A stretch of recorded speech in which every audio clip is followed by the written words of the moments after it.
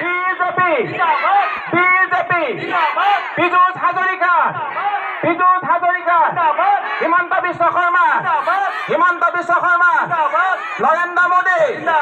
Narendra Modi Piyush Hazarika Suresh Bora Piyush Hazarika BJP Piyush